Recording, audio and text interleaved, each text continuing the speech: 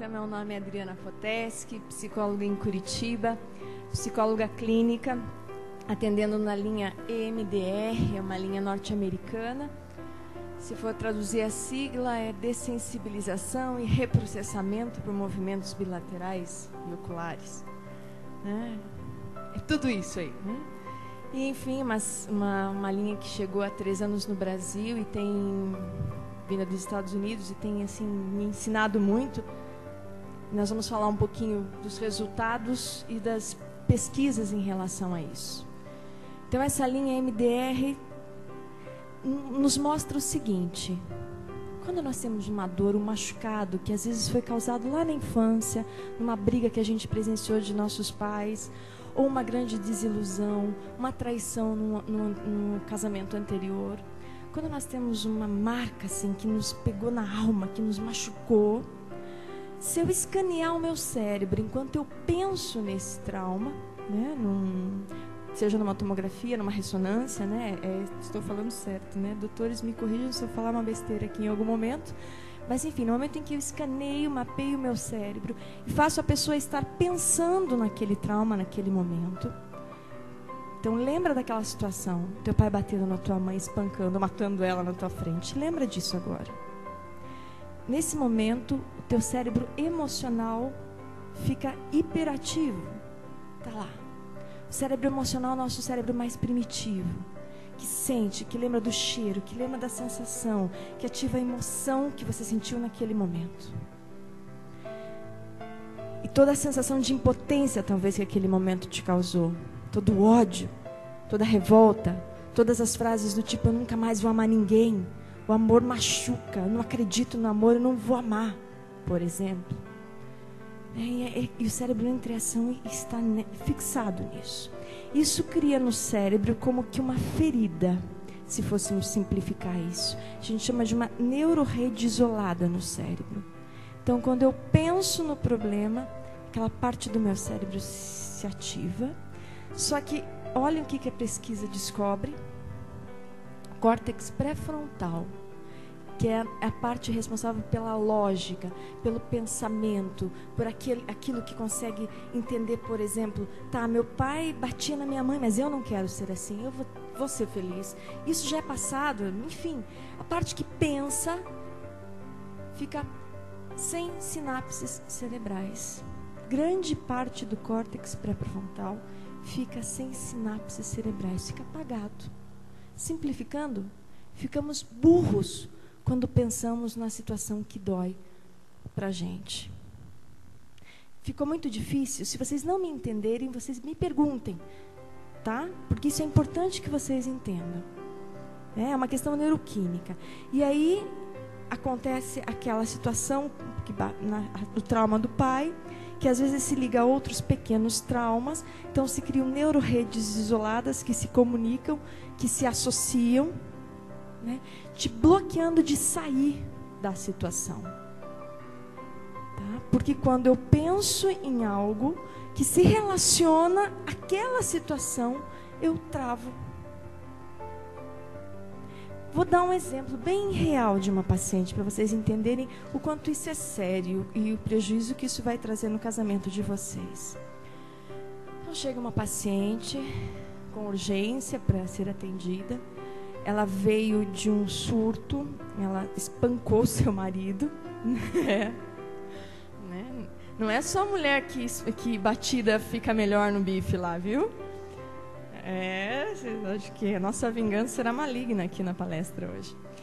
Ela veio porque realmente ela surtou, ela saiu de si, ela não lembrava do momento em que ela espancou o marido, tiveram que levá-la para o hospital, dar calmantes para ela. Isso dói. Eu sinto que não tenho valor nenhum para ele. Eu não sou nada lá em casa. E há anos eu vivo essa solidão dentro da casa. Ao lermos isso, o que nós podemos pensar desse marido? Se nós fôssemos amiga dessa mulher, o que a gente podia dizer para ela? Se separe desse cara, meu. O que você está fazendo? Deixa de ser burra. Né? Parte para outra. Tem um monte de homem que quer ter uma mulher que nem você aí, pula fora. Tem mais é que bater mesmo, mereceu apanhar. não é? Enfim, esse era todo o discurso, e é assim que ela via o marido dela. Eu também, né? Naquele momento falei, coitado, né? Só que aí começamos a sessão de MDR, onde você vai literalmente estimulando o cérebro com o uso de aparelhos, seja auditivo, tátil, movimento ocular. Eu quase não uso ocular, porque as pessoas dizem que daí eu faço hipnose, não é o movimento da hipnose, né? E auditivo, tátil, visual, acho que falei todos. Toques também no joelho, enfim. Então você vai preparando psicoterapeuticamente esse paciente para entrando na situação da briga, por exemplo, e aí liga os aparelhos e você vai estimulando o cérebro bilateralmente, paciente de olhos fechados, caso não seja movimento ocular. E aí esse cérebro que estava bloqueado começa a ter sinapses, né? E aí emoção e razão começam a se comunicar. Neuroquimicamente falando, é muito interessante. Vejam uns pedacinhos da sessão aqui. Bom, durante a sessão ela lembra que a mãe batia no pai, quando o pai chegava bêbado em casa. Outra situação, o padrasto, porque a mãe se separou desse pai, o padrasto abandonou a mãe sofreu muito por isso. Aliás, o namorado da paciente também abandonou ela quando ela engravidou. Então, ela é também mãe solteira, né? Antes de ter conhecido esse marido que ela bateu. E aí ela se deu conta, e aí ela lembrou do surto agressivo.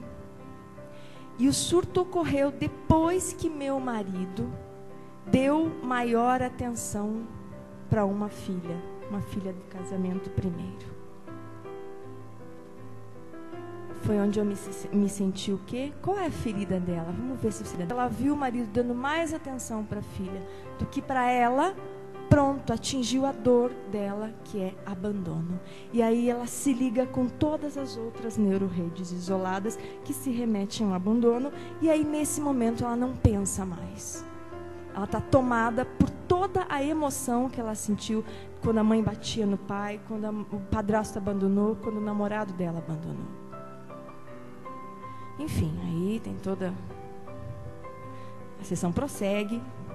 Agora, depois da sessão ter acontecido, essas feridas elas vão como que cicatrizando, ela vai entendendo uma lógica, vai vendo que a mãe dela batia no pai, o pai é alcoolizado, mas a mãe também nunca ajudou esse pai, né, a sair desse alcoolismo. Enfim, ela vai entendendo algumas coisas. E veja o final da sessão. Eu pirei para ver o quanto meu marido me amava. Ele me abraçava dizendo que me amava, mas eu não acreditava. Aí então ela para de chorar e começa a rir. E olha o que ela diz. Eu tenho todo dia o carinho do meu marido. Me sinto segura com ele. Ele se importa muito comigo. Ele me dá colo. Ele deixa a cama arrumada só para me agradar. Quando ela me falou isso, eu fiquei... será que eu perdi algum amante no meio do caminho? Será que ela está falando do amante? Porque não é possível, não pode ser o mesmo homem no começo da sessão. Entenderam agora? Esse é o verdadeiro marido dela. Quando ela consegue ver esse marido desbloqueado de seus traumas.